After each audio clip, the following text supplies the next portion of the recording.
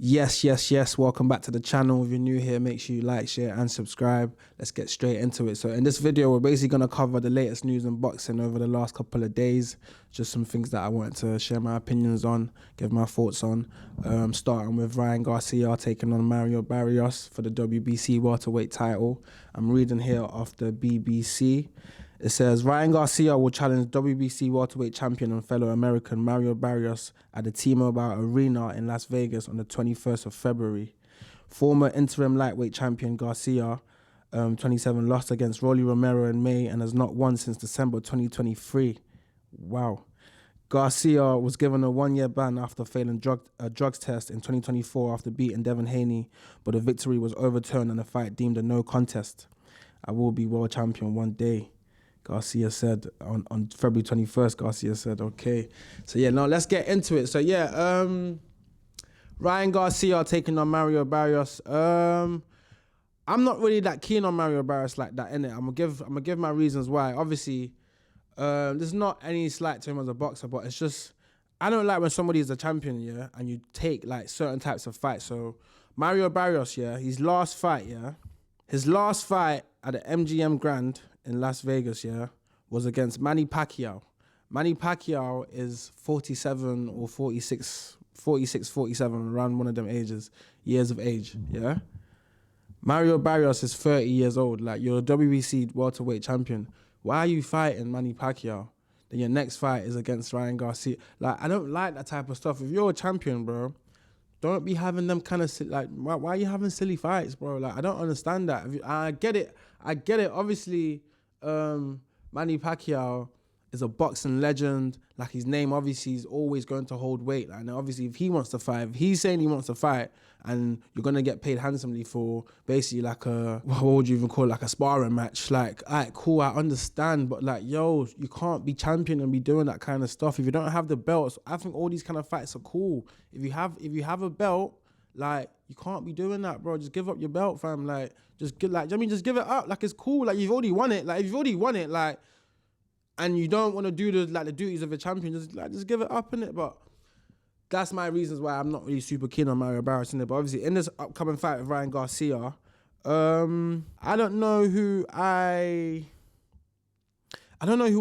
really like favor in this fight, because Ryan looked dreadful against Rolly Romero. I think it looked awful. I think it looked so lackluster. It looked like he wasn't even there. It looked like a shell of himself. It looked like he couldn't be bothered to even be boxing.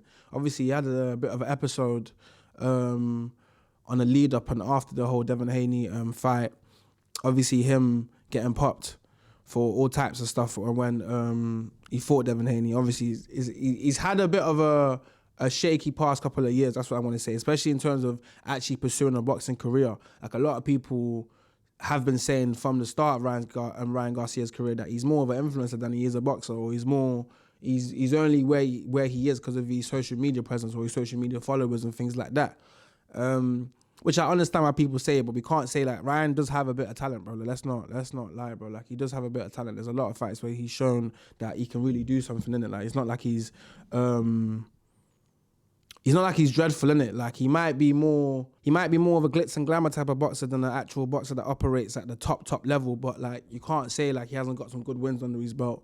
Like the win against I think it was Fortuna. I think that was a really good win. The win against Luke Campbell, that was a really good win. Like, obviously, I know this was years and years ago, but still, like, it was still good wins, innit? I'm trying to say. So going into this fight, the Ryan that we have today, I do lean towards Ryan Garcia taking the win, depending on what Ryan shows up. But it's like, you can never tell with my man. You can never ever tell what you're gonna get in it. So obviously, we just have to kind of keep an eye on how he looks on the lead up to it, in the press conferences, on the face-offs and things like that, innit? But it's hard to tell with my man, innit? It's just hard to tell. Like, ever since the Devin Haney thing, I kind of see him a bit differently, innit? It's like, I don't really take him seriously as a boxer like I did before, but I still don't disregard him as a boxer, innit? I don't just think he's an influencer or whatever. Like, he's a boxer, innit? I'm trying to say, like, he's got good he's got good pedigree, innit? Like, let's not try to disregard his amateur career, and he's just everything he has done on the lead up to where he's got to now, innit? I'm trying to say, but I do kind of lean towards Ryan Garcia in my that's my early prediction right now today. But it could definitely still change as we see more in it as more unfolds. So moving on, we've got Chris Eubank Jr. talking about he's ready to make a comeback in 2026 summer. That comes as a surprise to me after he posted that video of him in the hospital in the aftermath of his second fight with Conor Benn. But reading here from the Ring magazine, it says Chris Eubank Jr. expected to return this summer. Super middleweight move likely. Chris Eubank Jr. is expected to return to the ring as a super middleweight this summer after overcoming the mystery medical problems that ruined his hopes of beating Conor Benn in November. That's a bit shady still.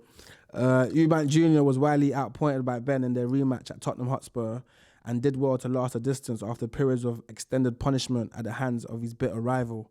The performance was a stark contrast to their first fight when Eubank Jr. had battled hard to earn a 116-112 score in the eyes of all three judges. But 7 months on, he looked a shell of the man as Benn ran riot. Literally, man. Literally, they said it in there in however way they said it. Bro had mystery medical problems after the fight, and on the lead up to the fight, Ben Shalom alluded to, Chris shouldn't have been in the ring, like this and that, the state he was in. What happened? You still have not even said what happened, bro. Like, you still haven't said what was this, like, medical problems or the reasons why. Like, bro, like, I'm not gonna lie, yeah? It's hard for me to give Eubank the sympathy card because it's like, bro, you signed up for this fight. You signed up for the second one. You beat him in the first one. You didn't need to have a rematch. You done it. Everything about that first fight was brilliant. You did not need to have a rematch. You had a rematch. Then afterwards, you're posting videos of you in the hospital with, like, tubes going down your throat. Like, bro, like, give it a rest, man. Do me a favor, bro. Like, do me a favor, my guy. Like, man's not trying to hear all that, G. Like, you signed to fight this guy. Your dad was telling, like, do you know what I mean? I'm not even trying to go like that because it's like, I don't like when people do that because it's like, you're just, like, doing, like, a sympathy card. Like, when it was you seen the rules and regulations for this fight, all the weight constraints, all the hydration clauses, all the this and that. You decided to boil yourself down to go make this weight, and you're now talking about, like, bro, like, get lost, man. Like, I don't like that, bro. I don't like that, fam. Obviously, there's no disrespect to Chris Eubank Jr. I'm not disrespecting, bro. I'm just trying to say, like, bro, like, now you're saying you're ready for summer. You're ready for summer. Obviously, you're moving up to, moving up to flipping super middleweight. Like, yeah, cool, like, but you can't even yo-yo like that. That's what all these men say. Like, bro, I'm not a boxer, bro. I'm not no flipping boxing expert or flipping boxing encyclopedia that I know every single thing about boxing. But the people that man watch, the people who are in the field of boxing, trainers, other boxers, ex-boxers, this and that, when they talk about this yo-yo thing of moving up and down in weight, they say like it mashes up your body. Makes you a shell of the man you was. That's what they're saying on the Ring magazine, wasn't me. I'm trying to say, like, I don't know, man. Obviously, if he wants to fight again, fight in it. But I just feel like, brother, like, you can't keep on risking your health the way you're risking your health, and then you're coming trying to do a sympathy card after. Like, if that's what you want to do, do it in it. But don't, after this fight, if you get smoked or you look absolutely terrible, come with another excuse of, man's still trying to, like, bro, no one wants to hear that about your, no one wants to hear that, bro. Like, if you have medical problems, that's what's the word, that's making you not perform at your optimal level, stop boxing then, innit? Stop boxing, bro. Like, that's what I'm gonna say on that one. I'm gonna leave it as that, innit? So moving on from all of that, we've got Moses Atama, the injury that he suffered, the reason as to why the Magnificent Seven card that was meant to take place, I believe, on was it the 24th of January, I believe? Reason why it's been postponed. Obviously, Moses Atama suffered an injury in training a few days ago. So the whole card obviously has been moved back to March the 28th, still at the Co-op Arena in Manchester. So I'm reading here from, I think this is Boxing News Online. Queensbury promoter Frank Warren outlined the severity of Itama's injury when speaking to the Clubhouse Boxing podcast, making clear that there was no scenario in which the fighter could have competed. Very unfortunate, he torn a bicep muscle. Oof. He torn a bicep muscle and he was given it a rest. The feeling was it would be okay, and he went and had another MRI, and it's torn. The specialist said it's possible for him to fight, and we're not going to let him fight if he's not ready to. So unfortunately, he's been postponed. The delay will extend Itama's time out the ring to 7 months. Ooh, he's been out the ring for 7 months. Jeez Louise, he has not fought since August when he produced a devastating one-round demolition of the former world title challenger Dillian Whyte in the performance that firmly announced his arrival at world level. Yeah, man, it's unfortunate for Moses still. I was super looking forward to that fight still, I can't lie, against Jermaine Franklin. I feel like Jermaine was going to be a nice test for Moses, going to show us where Moses was at. I feel like he could have given Moses a few rounds. I don't think it would have been a one-round demolition job still. I feel like Franklin's quite durable, innit? So obviously if he's got a torn bicep, you don't want to go into a fight like that with a torn bicep, especially if like fight fans or people are kind of predicting that you might go a few more rounds with this guy in it. So you kind of want to make sure you're in tip-top shape or as good shape as you can be in it. So hopefully by the time the fight comes back around, obviously his bicep is healed and he's ready to go and he's feeling better in it. But definitely unfortunate for the undercard fighters as well, man. Definitely, I seen a video from Ezra Taylor, basically talking about how I think he had just landed from Dubai or something that same day or the day before, something, just finding out the news.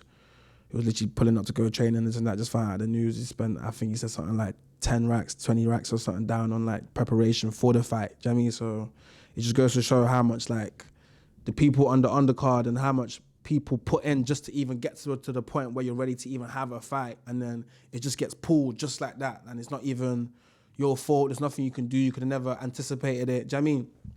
You could have already planned how you was gonna, if you had won, or if, do you know what I mean, the fight had went your way, when you do get your purse, how you're probably gonna spend that money, the things you have to pay. Do you know what I mean? Like it's crazy still. It's proper unfortunate still, but that's boxing, innit? It's what happens in boxing, literally. Like, that's why you have to always kind of give credit to the boxers who aren't the biggest boxers in the world. They're not the household names. They're not the, do you know what I mean? They're not the ones who are moving the most tickets. They move some tickets, but they're not the biggest, but it's still day in, day out, try to put their all into the craft, innit? Try to do what they can do. Some of them are working jobs on the side and doing this and that. Do you know what I mean? Like, the boxing has to be on the side. Not even the job is their main priority, then the boxing's on the side, but they're still trying to give 110% to boxing. Do you know what I mean? Even though it's not paying the bills, I'm trying to say. So always got to give credit to the boxers still, 100%. So moving on to end on something a bit more positive or promising, shall I say. Anthony Joshua has returned to the gym. He showed footage of him in the gym on his Snapchat, and he quoted it as, I'm quoting here on the BBC Sport, mental strength and therapy. It says here, British heavyweight Anthony Joshua has returned to the gym following the recent car crash which killed two of his two close friends and team members. The former heavyweight champion, 36, sustained minor injuries in the incident in Nigeria on the 29th of December. Sinagami and Latif Ayodele died when the vehicle in which Anthony Joshua, also a passenger, collided with a stationary truck on a major road near Lagos. 19 days after the crash, Joshua has posted a video on Snapchat showing him hitting pads and working out with the message mental strength therapy at the bottom of the clip. Yeah, man. Again, RIP to Joshua's two friends that he lost in the car crash.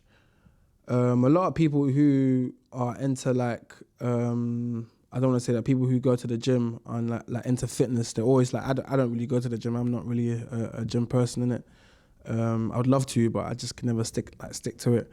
But a lot of people who go to the gym and things like that always talk about how going to the gym and things like that and just working out can make you feel better, innit? Regardless of whatever you're going through, like just going to the gym, working out, like working a sweat, pushing yourself to like a max can take your mind off things, just make you have a bit more clarity sometimes. I mean, and things like that, innit? So I think it's good that he's back in the gym.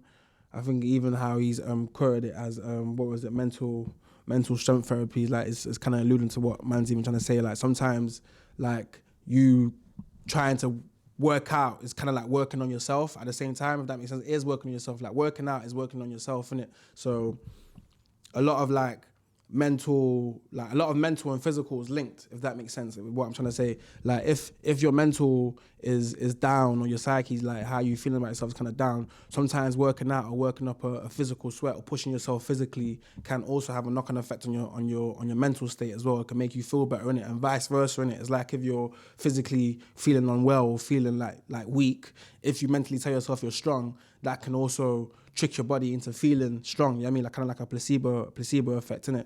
So yeah, I think it's definitely good that he's back in the gym. I think he's good that he's trying to stay busy, if that makes sense. I don't know if stay busy is the right word, but just like do something in it. I'm trying to say, like he's not like just at home, just in a dark room or something like that. That's not the image or the picture he's putting out there, innit? Which is, I think, is good. Like I think one thing about Anthony Joshua, he always tries to put an image of strength in it, and I think that's really good. It's easy.